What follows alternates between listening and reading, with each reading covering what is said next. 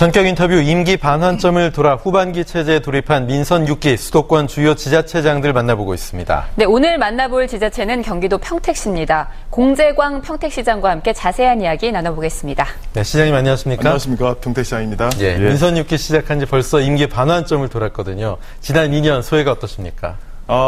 시간이 참 빠르다는 걸 느낍니다. 엊그제 취임한 것 같은데 우리 47만 시민을 또 대표해서 평택의 여러 가지 현안사항 해결을 위해서 중앙부처나 경기도도 많이 방문했고요. 또 현장에서 건설 현장이 많다 보니까 안전진단을 위해서 현장도 방문하고 토요일날, 일요일, 휴일날은 요새 또 FTA나 TPP 등으로 농업이 어렵기 때문에 현장에서 농업인도 만나고요. 이렇게 세월을 보내다 보니까 훌쩍 2년이 가는 것 같습니다. 그리고 또 평택이 현안이 많아서 또 할 일이 많다는 그 증거이기 때문에 항상 즐거운 마음으로 일하고 있습니다. 네.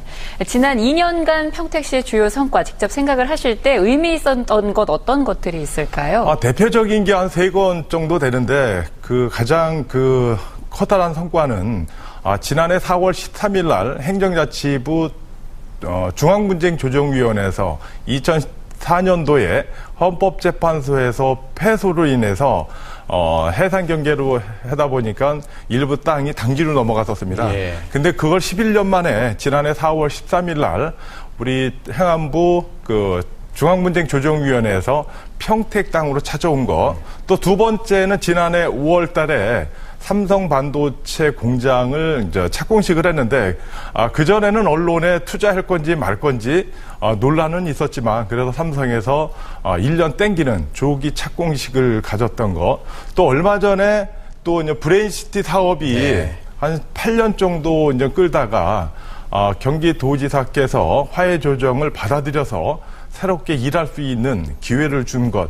이러한 것들이 그래도 커다란 성과가 아닌가 생각이 듭니다. 몇 가지 말씀하신 것 중에 브레인시티 사업 다시 재개되면서 동력을 얻고 있는데 구체적인 계획이 어떻습니까? 브레인시티 사업은 사실 그 시행사와 경기도의 분쟁으로 인해서 상당히 그 지역이나 언론에서도 그 사업이 과연 그 진행이 되겠느냐 불가능하다라고 생각을 많이 했는데 그래도 우리 남경필 지사께서 일 중심으로 하다 보니까 커다란 결단을 해주신 것 같습니다. 이 자리를 위해서 진심으로 감사드리고 저희가 브레인시티 사업은 대학교도 일단 그 성균관대학교 제3캠퍼스가 들어오는 거와 또 공공택지 그다음에 산업단지가 구성이 되는 사업인데 일단은 저희한테 일할 수 있는 기회가 주어졌기 때문에 우리가 향후에 지금 일을 잘 추진해야 되는데 지금 진행하는 계획은 일단은 그 민간 그 SPC를 이제 공공 SPC로 일단 전환을 하는 겁니다. 그래서 금년도 11월까지 이제 사업 변경을 시켜서 내년도 3월부터 아마 보상 절차를 통해서 2018년부터 2021년까지 아마 공사를 진행이 되면 아마 멋진 브레인시티 사업이 완공이 되지 않을까 생각이 듭니다. 네. 또 시의 40년 수건 사업인 평택호 관광단지 개발 사업에 대해서도 관심 갖고 계신 분들이 많은데 지난해 12월 관광단지 최초로 기재부의 중앙민간투자사업 심의를 통과를 했지만 현재까지 지지부진한 상황이거든요. 그 이유는 뭘까요? 지지부진한 것이 아니라 사실 평택호 관광단지 사업은 민간 사업으로는 아마 우리 대한민국에서 처음 도입하는 사업입니다. 민간 개발 사업이다 보니까 이 사업에 대해서 수익이라든지 여러 가지 고려하는 차원에서 언론을 통해서 익히 아시겠지만 부의 재정이라는 거죠 있었습니다. 근데 정부에서 민간투자위원회에서 결정을 해줄 때 민간이 찾아가는 그 이익을 지나치게 높을 경우에 그 일부분을 환원하는 부의 재정이라는 것이 있었습니다. 이 사항도 민간 그 개발로 인한 수익이 대개 한 6% 정도 인정을 해주는데 그보다 높은 한 8% 정도가 나왔습니다. 그래서 정부에서 그거를 환원하라고 하다 보니까 그 사업이 이제 최초 제안자인 SK건설에서는 약간 부담이 돼서 이제 포기를 한 상황이고 저희가 지금 10월 달에 제3자 공모를 위해서 저희도 이제는 평택에서도 그 부의 재정에 대해서는 약간 부담이 되고 문제가 있다 생각해서 저희가 기획재정부의 피매객 네. 공공투자기관에다가 정식으로 공문을 좀 요청을 했습니다. 그래서 부의 재정을 어느 정도 완화를 하고 그다음에 PTO 방식과 BO 방식에 대해서도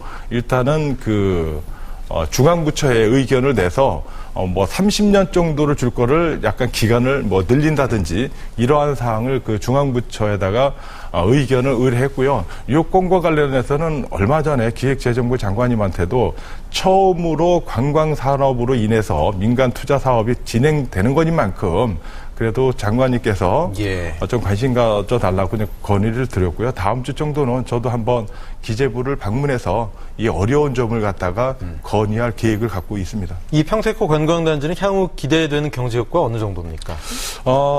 사실 저는 아직 그 사업은 진행은 안 예. 됐지만 그 평택에 40년 동안 수건 사업이었고 또 남부 우리 평택이나 경기 지역 또 중부 충청도 중부권을 아우르는 관광단지가 없습니다. 예. 사실 그래서 요 사항을 뭐 1구역, 2구역, 3구역, 4구역 나눠서 뭐 상업지역 복합단지 그래서 뭐 횟집도 들어야 될 것 같고 그다음에 아울렛이라든지 네. 그다음에 식물원이라든지 그다음에 대관람차라든지 호텔, 컨벤션 이런 형태로 지금 저희가 계획을 하고 있는데 전문 연구기관에서 나온 것이 생산 유발 효과가 약 4조 7천억 정도, 네. 일자리 창출이 한 3만 4천 명 정도가 추산이 되기 때문에 이것은 평택의 일자리 창출뿐만 아니라 경기도, 대한민국의 요새 일자리 창출이 가장 문제가 되기 때문에 이런 거를 통해서 대한민국의 경제가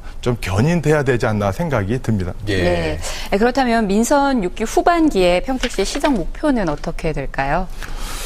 시정 운영 방향은 그동안 평택이 미군기지, 그 다음에 도시개발이 한 24개 정도 돌아가고, 그 다음에 삼성산업단지, 평택항, 배후단지 개발, 대개 이제 개발 위주로 나가다 보니까 향후에 평택이 2020년도에 경기도 도시계획 전문가들이 인구 추산을 87만 정도로 네. 예측을 하고 있습니다. 근데 여기에 맞는 문화예술이라든지 또 시민들께서 쉴 수 있는 휴식 공간이 많이 부족한 게 사실입니다. 그래서 예, 향후에는 그런 부분을 집중적으로 좀 더 관심 있게 봐야 될 것 같고 또 한쪽에서는 지역이 개발이 되는데 또 우리가 돌보아야 될 어려운 분들 이러한 부분도 저희가 세밀하게 더 챙겨야 되지 않나 생각이 듭니다. 네, 말씀 잘 들었습니다. 지금까지 공재광 평택시장 모시고 말씀 나눴습니다. 예, 고맙습니다. 감사합니다.